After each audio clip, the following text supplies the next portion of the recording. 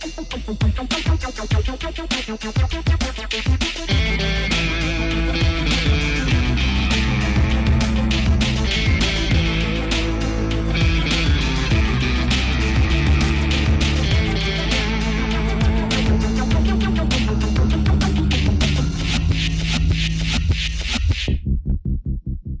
on the show, I am lucky enough to have John Gascot, Queen of the Universe.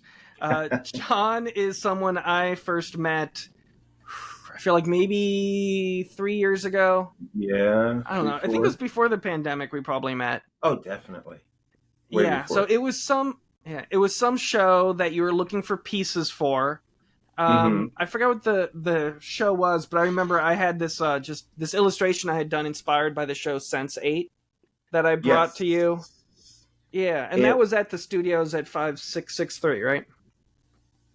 Or I know I brought it to you there. I don't know if that's where the show was. Yeah, I think it was even before. I think I was curating Cider Press and a bunch of... Yes, that's right. It was Cider Press. I gave you a bunch of stuff through Cider Press. Yeah. Yeah, it was probably a Pride show or something like that. Probably, yeah. Something to do with gender. That was definitely the first thing I had connected with you through. And then I kept hanging up pieces at Cider Press. And you were curating at Cider Press in like one other location, right? I was curating at one point at Cider Press, at Pom Poms, when that was still open. I've done stuff for Emerald. I forget. I was curating Charlie Crist's offices. Okay, I remember that. A number of places, but eventually that just gets to be a lot. Yeah. There's other people doing all that now, which is nice. Yeah. Well, I know, speaking of curating, you have a show coming up that is it's going to be a solo show in January, right? December. It opens December, sorry. Yeah, that's okay. It opens the first Saturday. No, first Friday in December, and then it will run through that month, and it's called Category Is. Okay. So, well, tell me a bit about your art, what you're doing now, and kind of like what describe that theme for the show you have coming up. So my art, I call it Latin pop. It's a mixture of pop, cubism. It's got global influences, always a lot of dots. You can see I love Aboriginal art. And I like to create stuff that's accessible, but that starts conversations and promotes diversity. Sometimes it's just on purpose, a little bit obnoxious in in the way I portray things that I think are unjust. Or wrong with the world. That gets me in hot water sometimes, and I welcome that because it gets me in hot water with the people who I could care less what they think, so this show is, I do a lot about work about gender and inclusion and sort of blurring the lines of gender, because I have different gender expressions depending on the day. And so I was like, I'm going to make a voguing painting. And then I started thinking about it. I'm like, why have I never made a body of work that deals with the ballroom culture? And I don't know many people who are, or have. I'm sure there are out there, but at least not around here. And I wanted to really explore. I was like, this is a meaty subject that can give me a lot to work with. And I'm working a little bit more with bodies and positions, but obviously I don't paint in a realistic manner. So it's me trying to figure out how to convey these poses and sort of body movements within my style. And well, that's interesting of a challenge, because I know most of your work is like waist up generally, right? Waist up portrait. A lot of faces. Yeah. I mean, like, this is very much in line with. So these include more sort of movements, because for people who don't know about ballroom culture, it is something that started it can be traced back to the 20s, but it really kind of blew up in the 60s and 70s. And it was started by brown and black people in Harlem. And basically, it's composed of houses. And what a house is basically a family. And they've got mothers and fathers. And the mother of the house is usually an elder person who, this is all within the queer culture for the most part. Um, these are people who take in children who have been kicked out of their homes for their sexuality or gender expression, and they're on the streets. And so they're sort of welcomed by these mothers in the houses. So the members of the house are her children or their children. And what they do is, this is where voguing came from. There are elements of performance, and what they do is, as a creative outlet, instead of almost like you would have gangs fighting, but this is all friendly. You have competitions, you have balls where there are different categories, where they have a panel of judges and they go and they present, and they have face, they have different hands. These are all different forms of dances and movements. A lot of them are very athletic, but there's also the element of outer, your expression and how they present and the opulence that they come with to compete. So it's a very fascinating. Anybody who's not familiar should definitely watch Paris is Burning. It's kind of required watching on the subject. It really breaks it down and it gets you. Yeah, I just put that on my watch list a few days ago because I heard someone say that using the term "Yas Queen" is cultural appropriation and it's racist. But then I had also heard that the term originally came from Paris is Burning. And so I was just, I put that on my watch list just to, I guess, do my own research. Right. So ballroom culture has been appropriated in many ways in popular culture, and most famously probably by Madonna when she came out with Vogue. She, not that she hasn't been an ally, but she really capitalized on a subculture, and it was kind of like an accessory for her performance.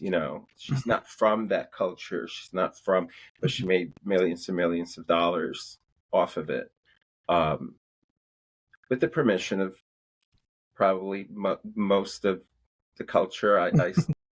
Sure. I still think it was appropriate. It was kind of like they were there as an accessory, and then what, but that's just my personal opinion on that. But it all started also because I was recently asked, I'm going to be in this show that I should have the name for. This one is in November, and depending when this is released, it's an Afrofuturism show at Studio 620 that I was asked to be a part of because of my Latino heritage. And it's called Bridges, Future Present, Future Past. And it explores Afrofuturism is basically about sort of cultures of color that have been purposely erased, or people have attempted to erase them, but have come through and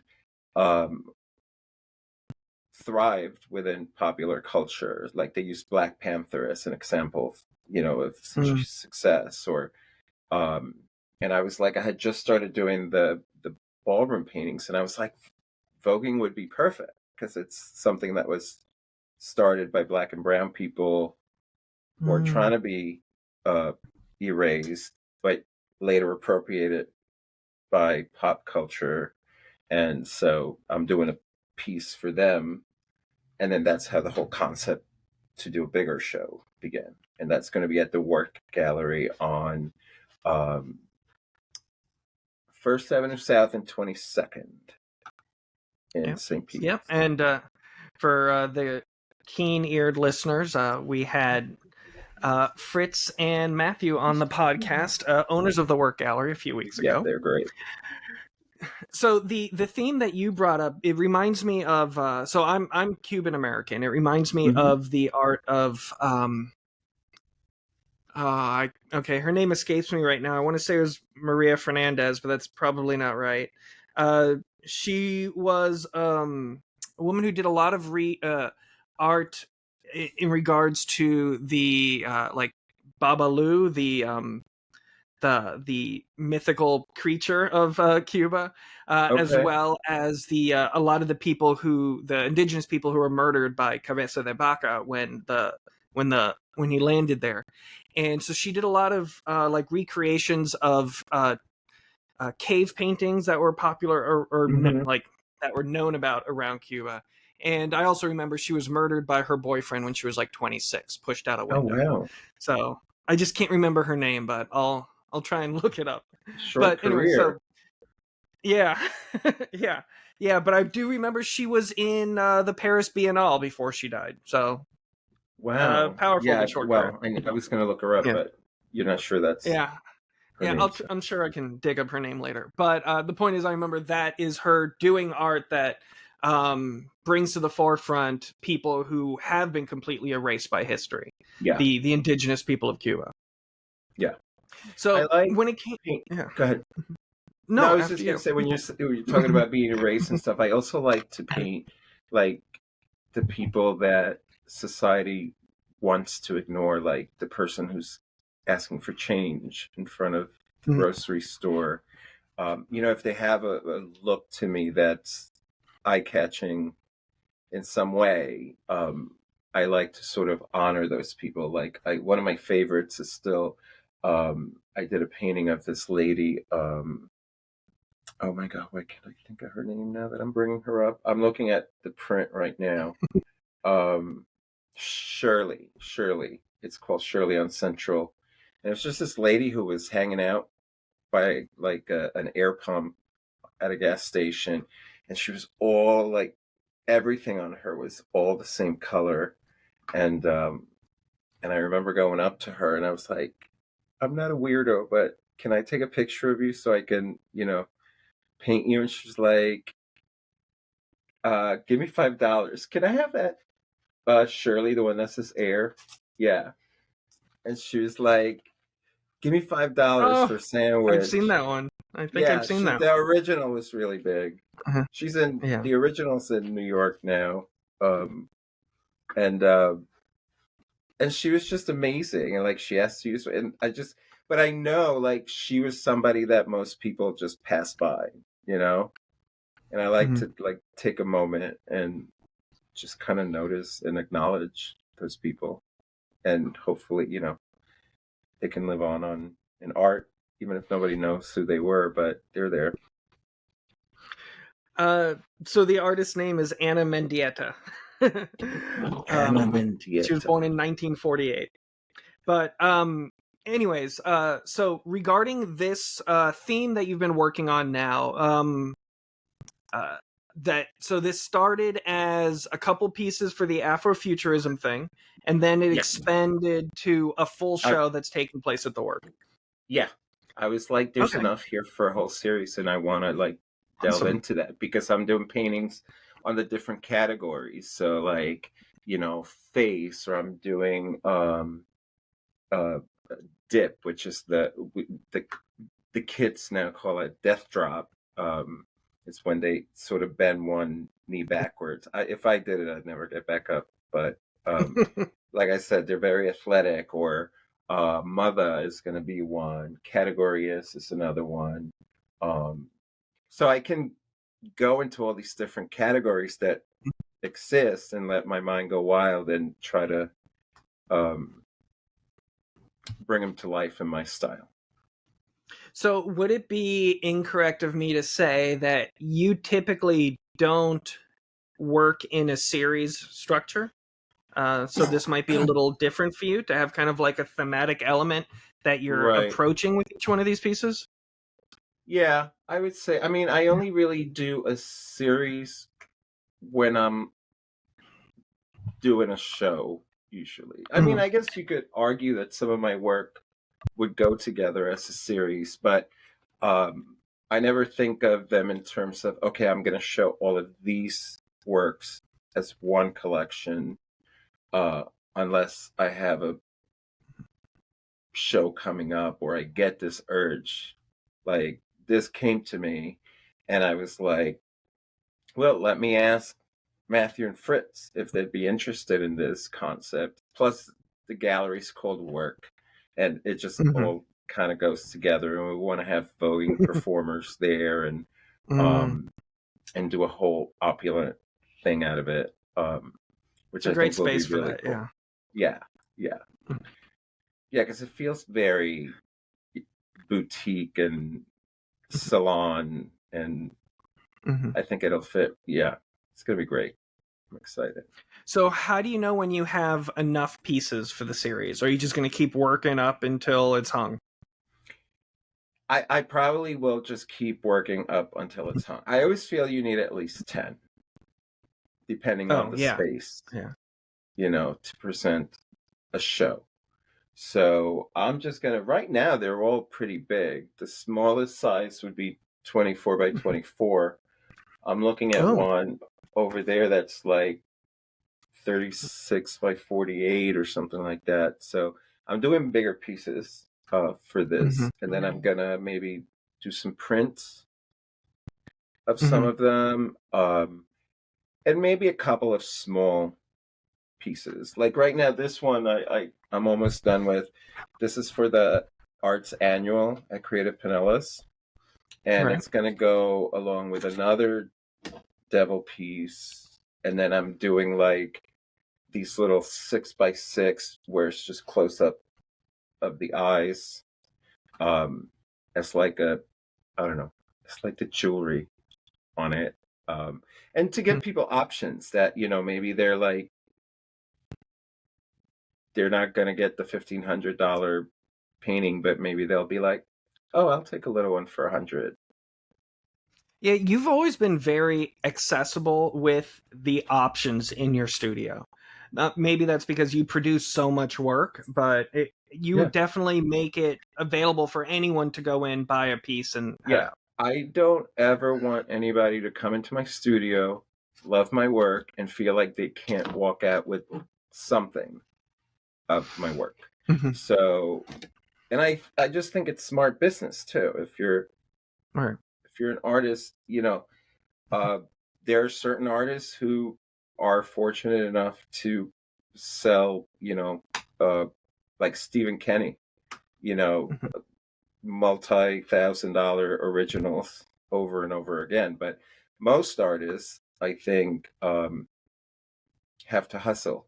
And so I offer prints.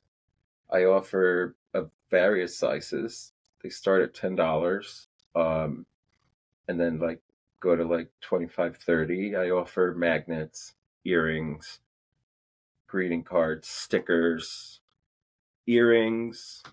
ornaments.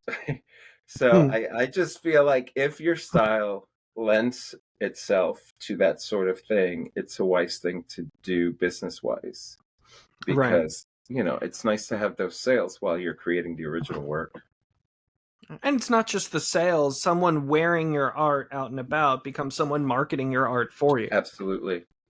Yeah. And again, it goes back to just being, it makes me feel nice that somebody doesn't feel restricted, or like they, it's fine. They can just pick up a $4 sticker and buy it and have, because they like my work. I just don't like the, for me personally, I'm not saying that other people are wrong if they don't do this, but that's a feeling I enjoy, that it's accessible. So when it comes to organizing the things you're bringing together for this solo show, did you start off with like a checklist of like these are the poses I need to have, these are the things I need to have? Or are you just kind of coming up with it every time you have a blank canvas? You're thinking, what am I missing? No, I definitely, once I got the idea, I just made a list of categories that exist within the ballroom competition world, and also of like characters, or like, for example, like there'll be one called Mother, like Mutha, uh, and it'll be, I will imagine this mother of a house, um, and do a painting of her. Um, I have category is, which has a bunch of different like femme queen, regular drag queen, bearded queen within it. I have one called Pose for Me, which has two figures voguing. Um, Opulence is another one that I'm working on. Um, and I might just, I don't know why I was painting something that I've just repainted, but it was like green and yellow. And I was like, and there were these other, but there were these other colors, as three queens. And at first I was like, oh, maybe it should be like the citrus ball, because of the colors I was using. But then the colors changed, because originally it was all about they all have fans, because the work is going to order the clack fans, just huge. Mm-hmm. They're going to order those with my work on them for the Oh, that's exhibit great. that they're going to sell. So now I'm like, I'm going to do a citrus ball painting, and I ordered like all these like citrus stencils and stuff to play with.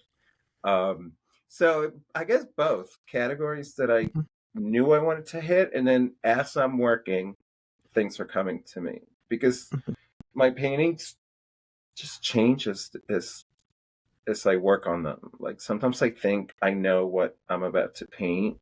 I'm like, no, that arm should go in that direction, or I don't like that color anymore, or So they always, I think of painting almost like solving a puzzle. Like, okay, I got this works. What goes here now? That's gonna support that, and then what? You know what I mean? That's, Yeah. that's how my head works.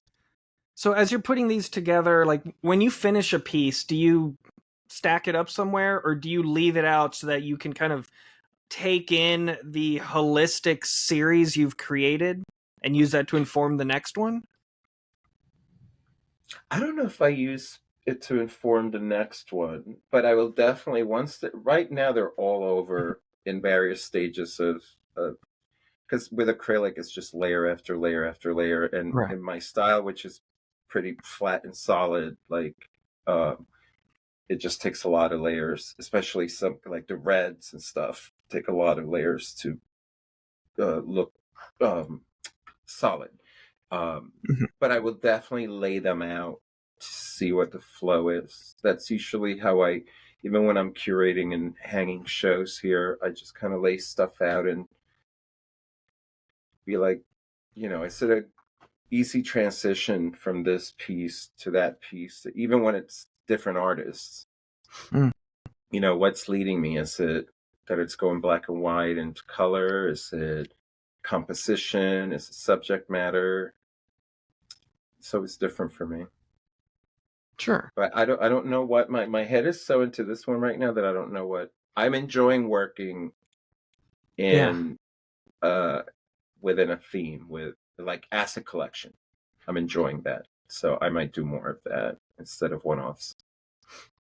Sure. So I mean, yeah, like I was saying, I've noticed you regularly do just kind of one-offs. So having this thematic grouping has made it easier for you to work through it, or are you just enjoying kind of being in I'm this just new space? enjoying the ride. Yeah, it's like Yeah. it's just it's a different process, because we all do a lot of different exhibits throughout the area, and usually they're themed.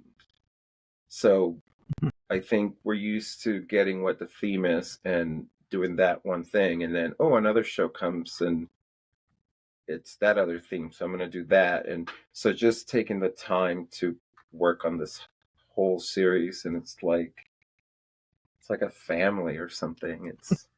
It's cool. It's very cool. So What kind of research or writing do you do alongside these pieces to like present with the show? Do you have like an artist statement you work on? Do you do some writing on each individual piece? Um, I've You're that just saving that for the end. Is that like your homework yeah. before it goes live? I didn't think about doing writing for each painting.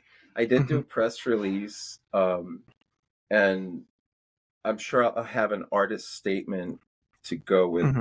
with the exhibit, about the history and what it's inspiring to me and what I feel is important about it. But I don't know if I'll have individuals other than just the titles. Like I don't know that each Hmm. painting will need.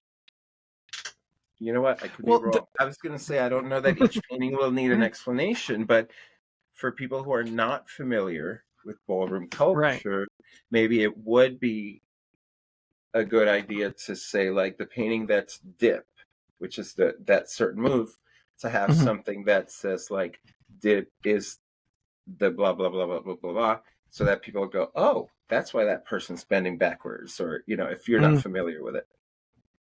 Yeah, because I mean, I know the work is in a specific area, and you have a specific audience.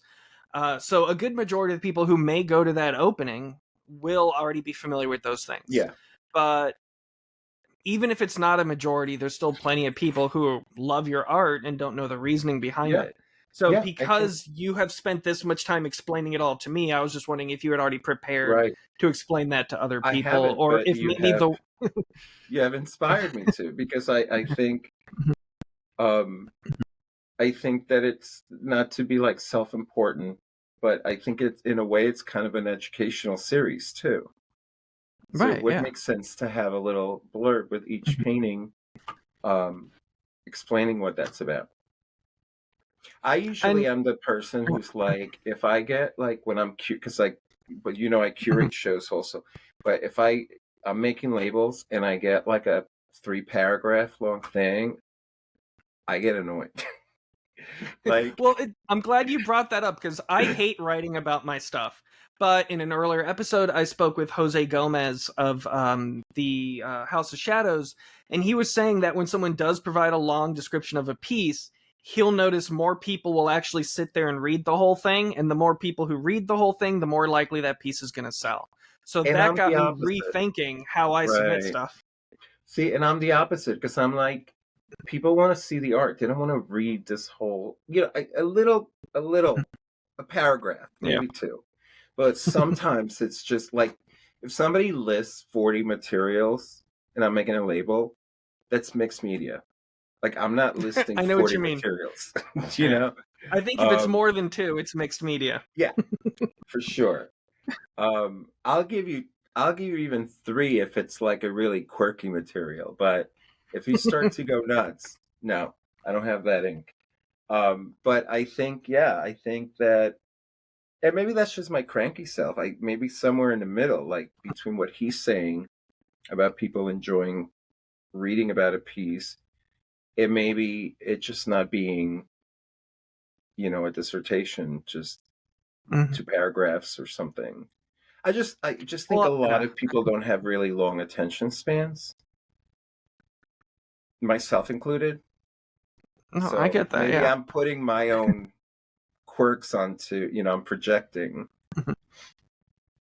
So, what kind of relationship has there been with the work in developing the plan for this? Or is it just like, here's your date, I'll talk to you when we're 2 weeks out? No, no, no. Well, I brought up the idea to see if they'd be interested. They were interested, and um, we've been going back and forth discussing stuff. I'm getting the images, 2 images in particular, ready for them so that they can have the fans printed and produced. So those are the first 2 that need to be done. Um, and like I said, we talked about the press release, so we kind of collaborated on that. Um, Performers, so there's definitely an involvement as we go Good. along. What do we want on the cards? Like flyers, things like that. So no, I find that they're very involved. Um, they're a great addition to the scene, I think, in St. Pete. Can you tell me So, more about what the press release entails? Is it like newspapers, Facebook post? I don't know. yeah. I know Watermark is gonna do a feature on it because I sent it to Jen Ring, who's amazing. I don't know, does she still write for? Is somebody breaking and entering your home right now? I see you like. Sorry, no, my wife creeped in through the door to grab a hat off the coat rack. Okay, Sorry. that's fine. What's um, funny is the last few episodes I did, I used this thing called NVIDIA Broadcast, which has a feature that like constantly AIs your eyes to look at the oh camera, wow, really? and it's That's really weird. creepy and doesn't work well with Yeah, no, glasses. I'd So I rather took see it you off. look around and know if you're okay or not than. Yeah. Plus, I'm looking around because as I'm talking about the work, like I said, I have like Yeah. pieces around, so I'm like, oh, okay, let me talk about that. I'll Um, pretend I'm doing that. I'm looking at the yeah, there you go. art. Um, I do uh, have one of your pieces in my living room, though. I just can't see it from in here. uh, what were we talking about? Uh, Oh, what a about press release the entails, work. watermark. Yeah. So I, I don't know. I've been of two opinions on that because I'm like, are newspapers like done now as far as promoting stuff since so much stuff went online? Um, but at the same time, they do put out like Creative Loafing is still, I think, a popular publication and stuff like that. So Watermark gets distributed, I think, between like here and Orlando. Um, so some of it is for um, print or online publications. Some of it, if I'll send it to some TV people and see if I could get a spot for it. Like I know a couple of people who do like the Man About Town kind of things that I've done stuff with for like the morning shows and stuff like that. So I'll send it to them to see if and if they think it's interesting, they'll kind of bring it to their editors or whatever. Um, so it's still, I guess, worth doing. I wasn't doing them for a long time. Just I think especially since COVID, and then a lot of newspapers like stopped doing actual uh, paper publications and things like that. Because I think like Creative Loafing only puts out certain um, editions now. I don't think they put one out every month that you can get at the newsstand. But I mean, all in all, whether it's a press release or just something to tell people who might promote the show. It is good to know that someone as quote unquote established as you doesn't have a definitive answer on the value of being in a newspaper. So, No, no, yeah. because I don't know anymore. Yeah. Like, for example, if Mhm. as far as advertising our events, like our monthly events, or even here, like, I hate to say this because I do want to support newspapers, but like, I find that like boosting an event on Facebook or making a Facebook ad brings in more people than if I put an ad on the paper, which is not cheap. Um, Right. most Yeah, people my wife was today, looking into getting an ad in Greenbench, and it's $7.50 for a half page. it's a I lot. didn't expect it to be that much. Yeah. No, it's a lot. I think it's worth it for certain things in certain industries, certain events that are big, certainly like the Pride events, or if it's like a whatever festival that's going on. Gasparilla, I'm sure, puts stuff in the papers. Um, but say for a monthly art walk or something, I think people, this is what you do when you're like, oh, what do you feel like doing? Let's see what's going on. And they go like on Facebook or Google or Right. whatever. So I don't know. I don't know I don't have an answer. I think it changes with the times, to be honest.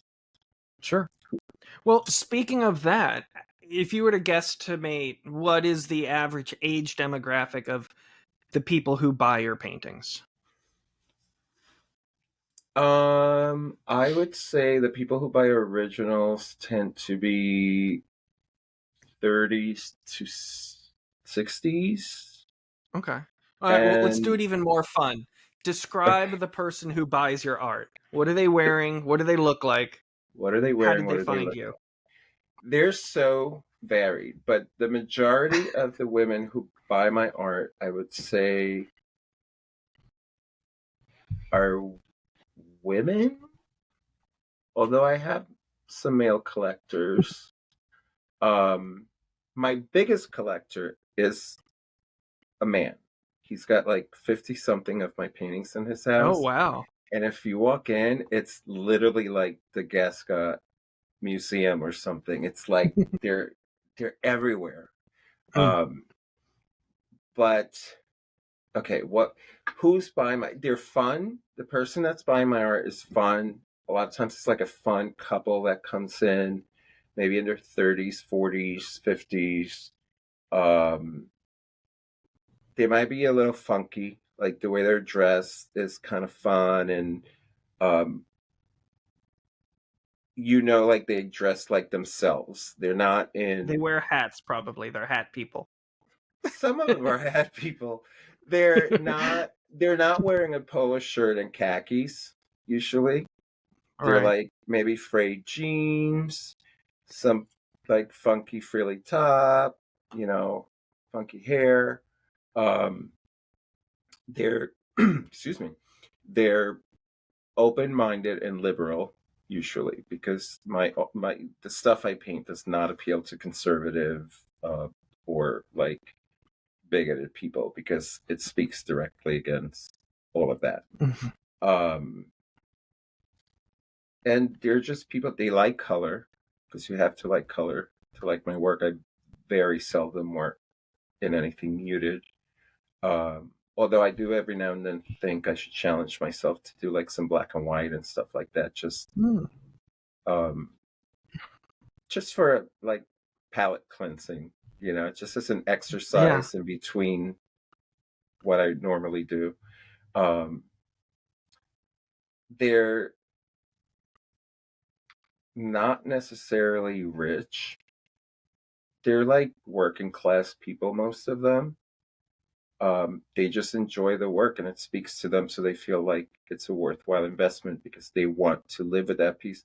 My work is not like I sometimes I'll do some decorative stuff. Just mostly when I do decorative stuff, it's if we're having like a workshop and I have to do a sample of something to teach somebody how to make it their own. But it's it's very stylized. Like my style is my style. Um, it's not art that blends into the backdrop.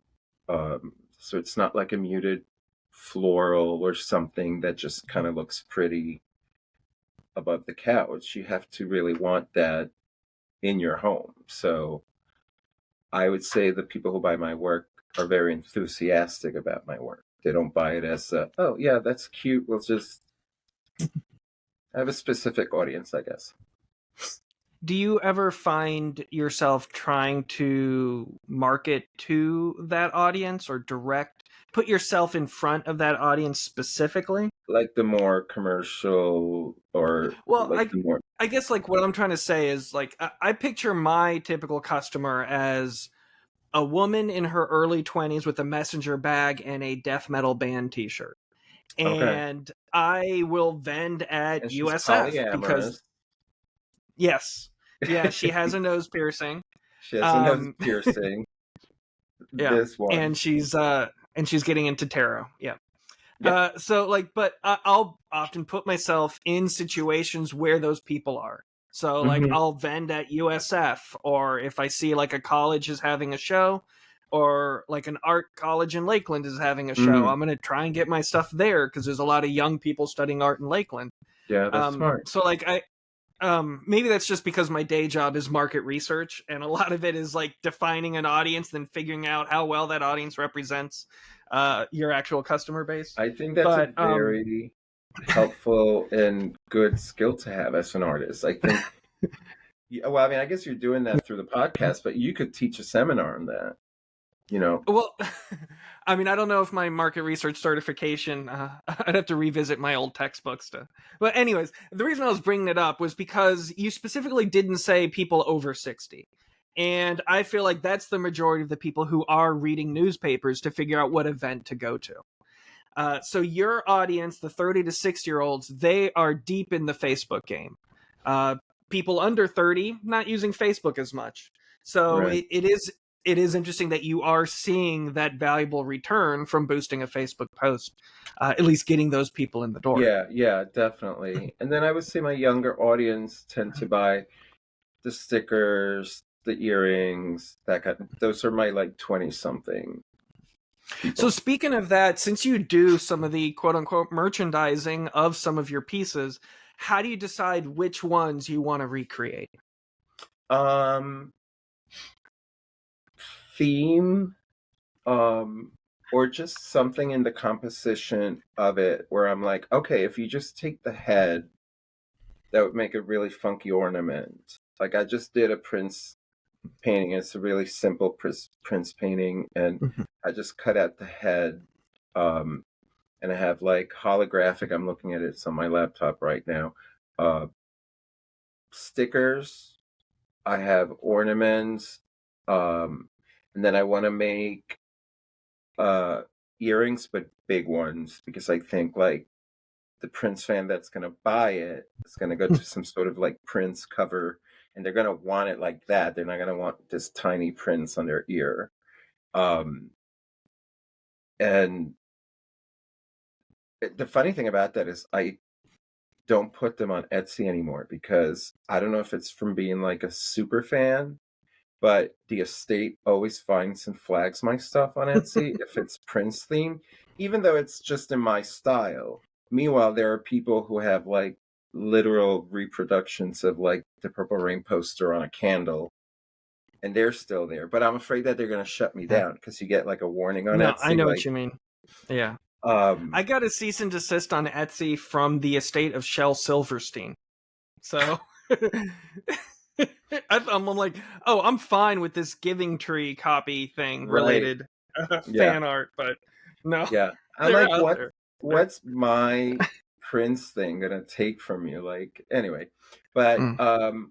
usually marketability, like I have a piece that looks nothing like the rest of my stuff, that it's literally just a heart with like rainbow stripes going through, but it's love outside the line, so it's like it breaks through the outline, and Mhm. people just love that. Like they buy it as an ornament, they buy it as a print, they buy it as earrings. I just it has a wide appeal, so that's how I decide. Also funny stuff. Like I also do Nasty Kitty on the side, which is collaged. I find like Victorian era kitties and collage them with flowers and really pretty. And then they have like nasty messages like "you're a whore," "eat a dick," "hit fuck face."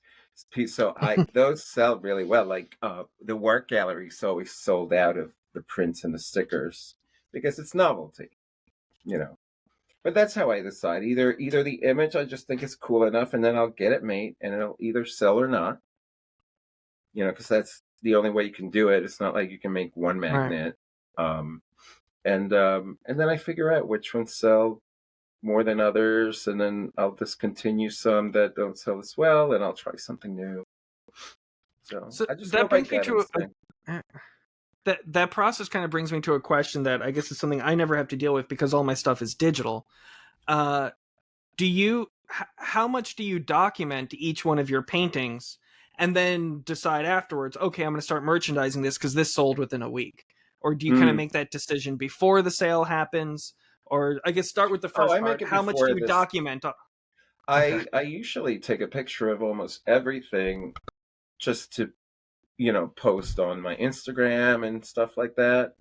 So I'll have the image, and then I usually know when I'm painting it if I want to recreate it or not. If I want to make a print, and there's different levels because there are images where I'm like, okay, I want to make a print of this, but not earrings, not a magnet. And then there are others where I'm like, okay, I want to recreate this, but like I said, just the head because that part will make. And I suck at digital stuff, so they remove everything else for me. I have them, um, and yeah, I know right away if a piece is going to be reproduced. If it So when it sells right comes to the away, I know document, this. No, I was going when to say you're if it sells. documenting the, sorry, I'm sorry. Go, Go ahead. you go, you go, you go. So when you are documenting your pieces, is it just a photo you're taking with your phone, or do you have like a Yeah, fancy setup? I Okay. used to have a camera and the whole fancy thing, but now I'm like, you can get a large enough file from the phone. So that's all I do really. And I either, if I Have want to you? try it, if I want to give it a test, I literally get like photos of the work made at like CVS just to have like two or three of that, and I'll mat them, sign them, and if they do well, then I'll go to a printer and get like, you know, 200, whatever the minimum is from the actual printer that I get the rest of them from. All So I right. like to give So them a what test run. would that printer be? Like, What what do you printer mean? do you go to? I guess I go if to you the were same getting a printer big as run of prints. Gianna. Okay. I Yeah. Yeah. I don't even. I She never said it was a remember. local guy. I don't remember his Yeah, name, but yeah. yeah. He's well, the guy we work with is Greg, but I forget what the Mhm. printer itself is called. And they're fair and reasonable. So I get like greeting cards and 8x10s, uh, made by her, by that printer. Um, and in the future, maybe some other stuff because I know Gianna gets like her packaging and everything done, like her earring backs and stuff. Nice. So I guess you could say she's been inspiring some of your merchandising side. Oh yeah, she's on it. She's on it. Yeah. Like I'm like, whatever you're doing on Etsy, I'm gonna do the same. Like, and I just tell her, I'm like, yeah, I just looked through your Etsy. I saw how you. What are you doing now on Etsy? Are you changing the descriptions? Are because she's very good at Mhm. Etsy and Shopify. Like, she's very good at that. Yeah. And her stuff has also a wider appeal than mine, as far I think, because her work, you know, it's of course art. It's not like it's just commercial, but it's accessible enough to be commercial. It's got the vintage appeal. It's got the animal appeal. It's I think her stuff hits a lot of different markets than mine would not. So we're So if operating as far as Etsy type yeah. stuff goes, we're operating on different levels or lanes. So if you have a painting that you like and you decide to Mm-hmm. get prints made of it, do Yeah. you find that the existence of that print run increases or decreases the potential value of the original piece? Oh, I don't subscribe to if there are prints of something, it devalues the piece. I think if anything, Okay. it adds value because more people want it, and you have the original. That's what I was thinking, but I feel like I remember months ago I went to this lecture, I guess you can call it a lecture, it's just seminars, multiple people on like tips on being a gallerist or an art collector. Mm-hmm. And they were really poo-pooing the existence of prints and Oh, making gee. prints for Yeah, I'm art. not an art And snob, so no, I so I don't. was just wondering if there was any kind of correlation there. No, I think if anything, it increases if you have prints because Yeah. that means there's a want for that piece, and now you have the original. It should at least increase it, if not in.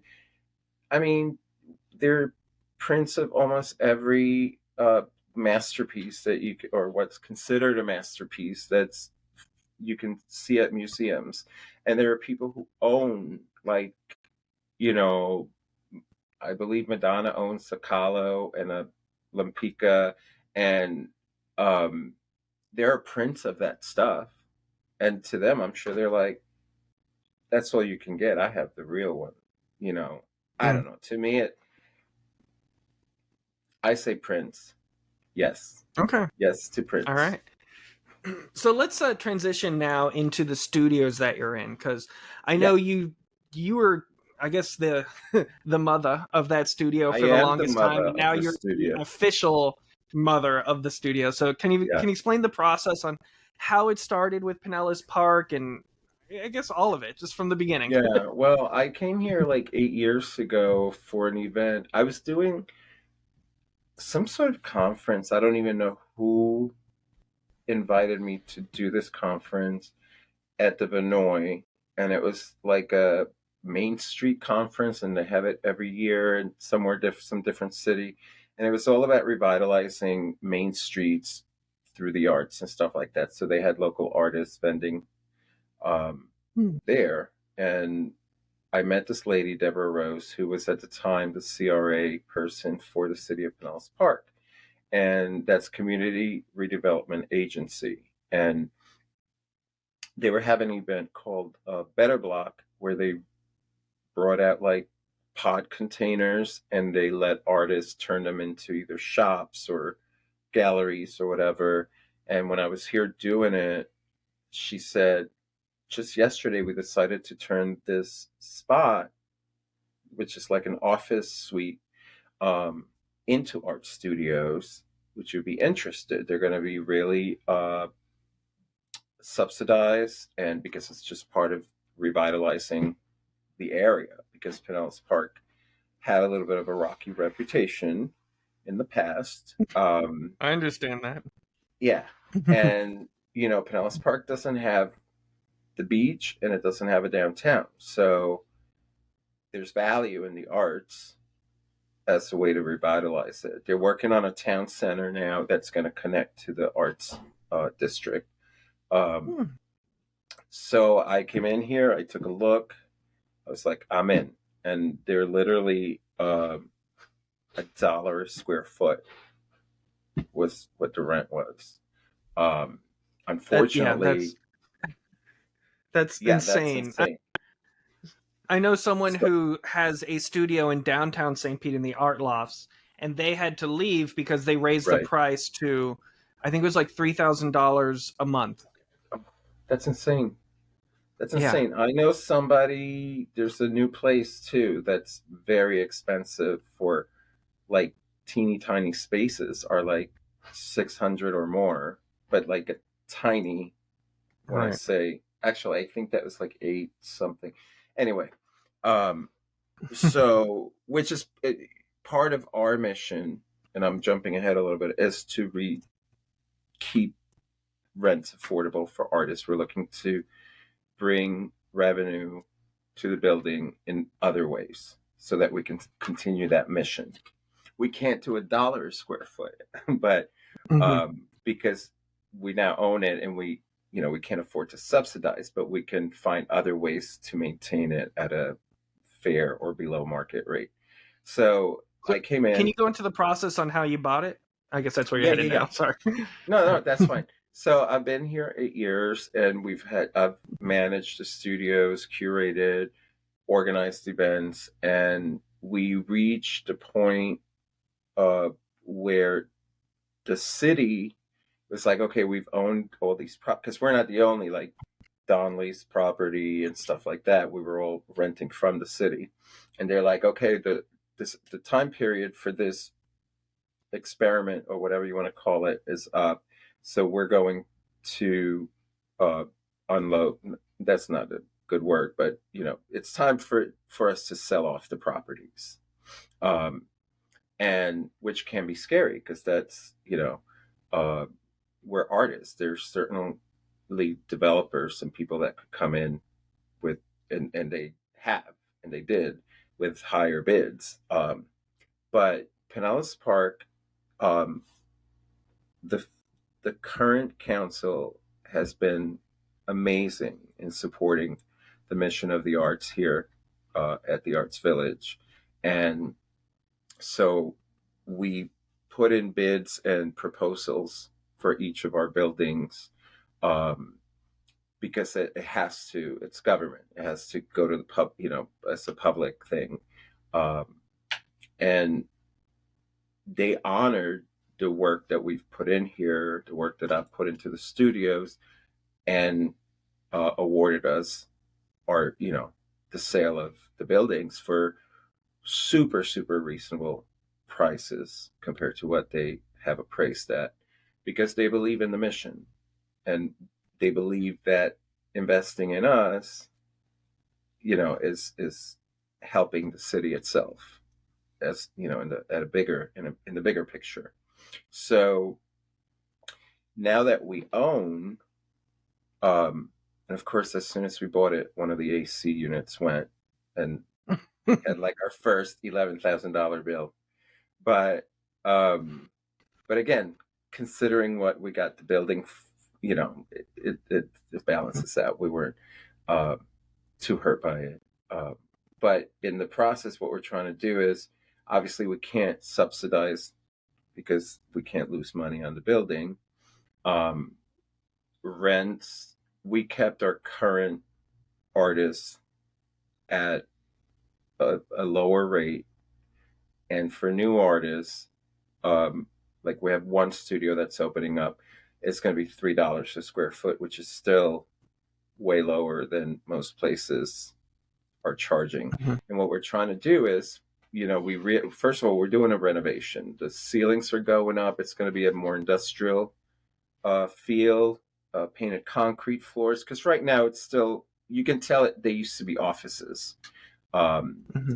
We're It's combining carpeted, right? Yeah, yeah. Beautiful carpet squares. Beautiful. Uh, we're combining certain spaces to create larger event spaces and exhibit spaces.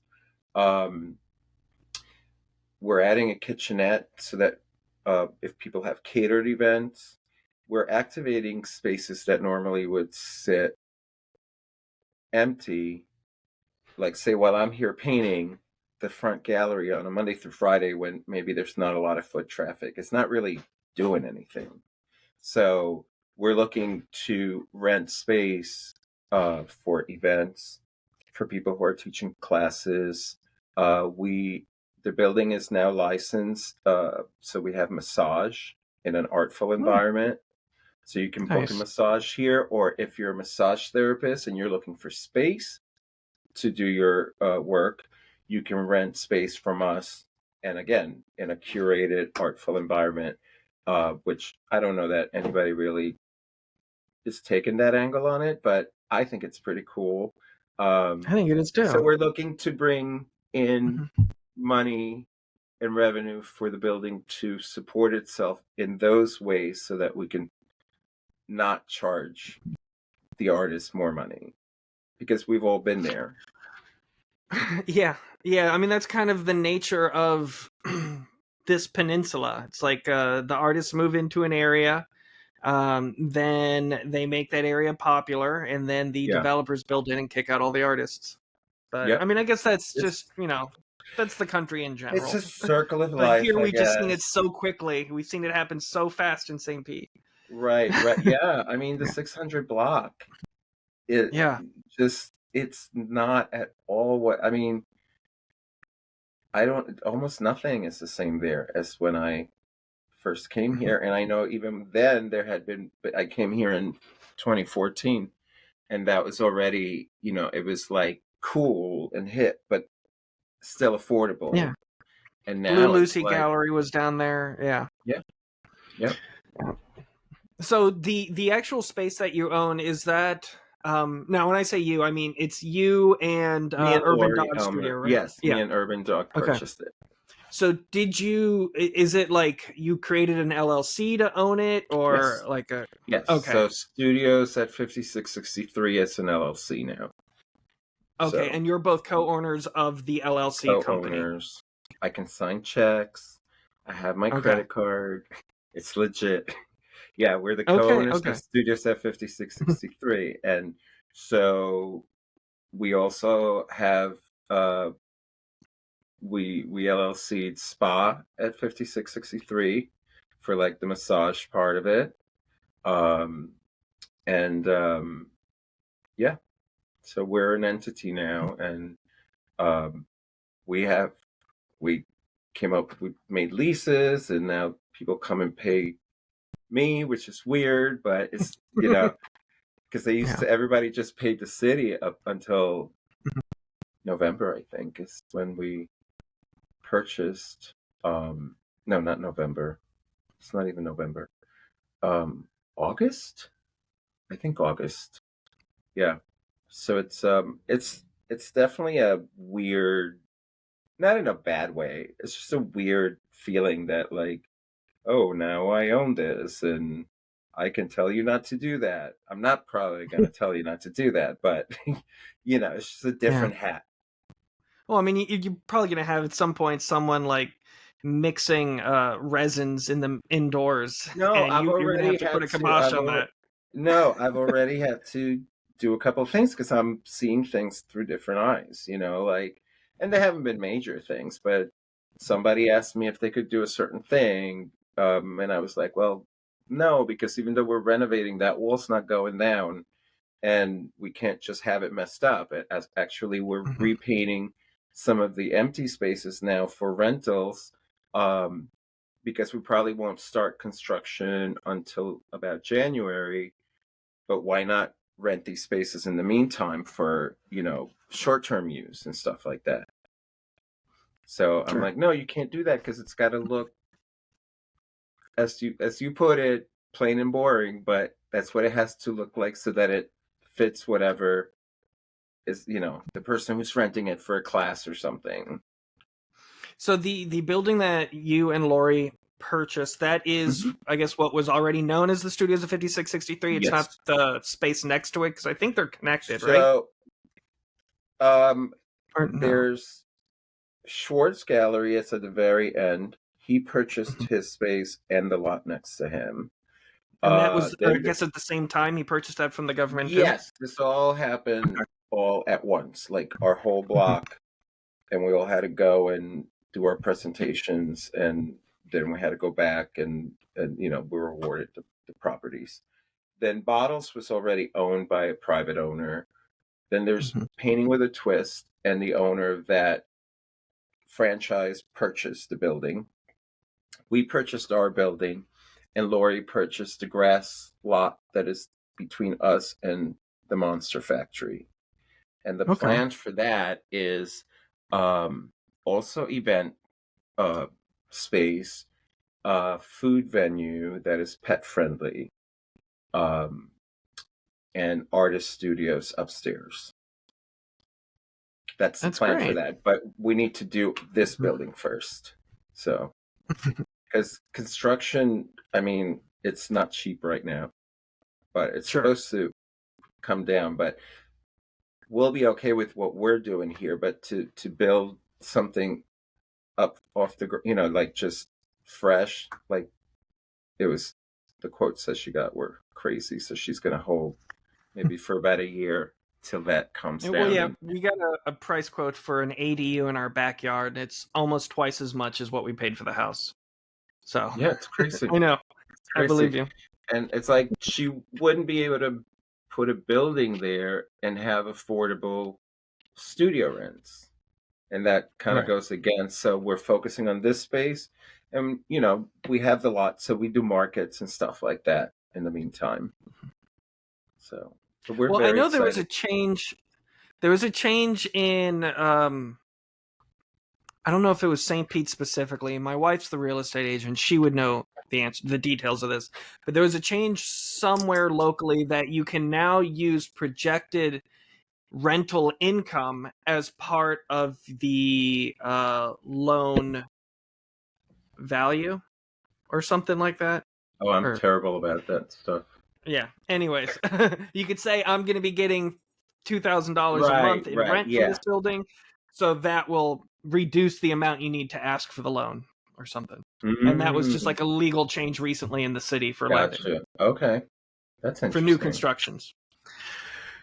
So, I mean, you have a lot of plans in the future. You got a busy time ahead of you. You've got your solo show coming up in Yep. December at the work. and you have this new building that you are turning into a beautiful mecca for art and art education. And you have a lot of plans and revolved for that. So where can our listeners go to track all of this stuff? Okay.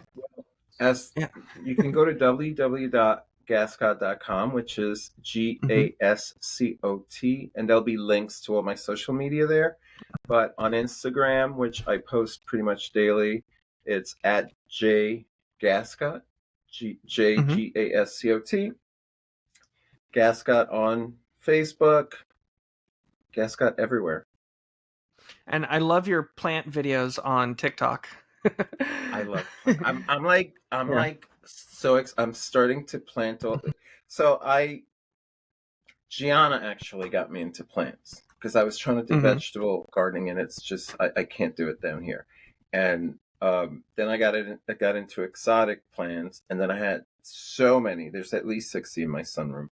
Then I said, okay, well, I'm gonna sell like babies on Etsy to make up for the money I've spent on plants. And then so I started doing that, which surprisingly I sell a decent amount of stuff that just grows in my yard because it's exciting to somebody in Brooklyn or something like that. So they'll pay like $20 for like a leaf with a little root on it. It's just in my backyard, so of course, if it somebody wants it, I will sell it. I have art materials to buy and stuff like that. So, but I'm now starting to plant a bunch of babies because I don't know why I got this wild hair. I want to have like a plant sale in my front yard and just have it full of. I don't know why. There's nothing. Don't let my wife know because she'll be there. Oh, I'm letting her know. The moment it starts, she'll be there. Okay. Yeah, I want to do that nothing over $15 thing and have like a $5, $10, and $15 table kind of thing. This is last year, I do when I'm not painting. Last year, my wife debuted her propagation business. I created a logo for her. We call it Plant Baby. No, sorry, we call it Dirt Baby. Dirt Baby, sorry. Dirt Baby is the logo. Do a class here. We were talking about that, having a. I know I'm excited for her to meet Nikki because Nikki got the propagation bug, too. But we've both been over to your place. It was a long time ago for late pool party after everyone was already dry. Yeah. So for anyone who wants to follow the studios, or if they're looking to get a space in the studios, what's the website for the studios at 5663? All right, we're working on it, but it's going to be www.5663.com. No, studios5663.com. It's just not. We're building it now, but on Instagram we are at studios5663. On Facebook, we're studios at the word, not the little sign, 5663. And there's also PinellasArtsVillage.com. That is up. That gives you just a kind of a basic, but it gives you there's like a page on each venue that's here, so you can see what to expect if you come and visit us during an art walk or whenever. All right, I'll make sure to put all those links in the show notes. So thank you so much, John, for taking some time to talk to me. I really appreciate all the things you've been doing to help the arts in St. Petersburg and Pinellas Park. And you have definitely become a mother for all of us down here. Yay, I love that. Okay. All right. Thank you so much, John. I hope to see you soon. Yes, definitely. And I'll probably be seeing you at Winter in the Wood. Yes. I know you haven't been approved officially yet, but my wife's on the committee, so. No, actually, I was, and I paid for it.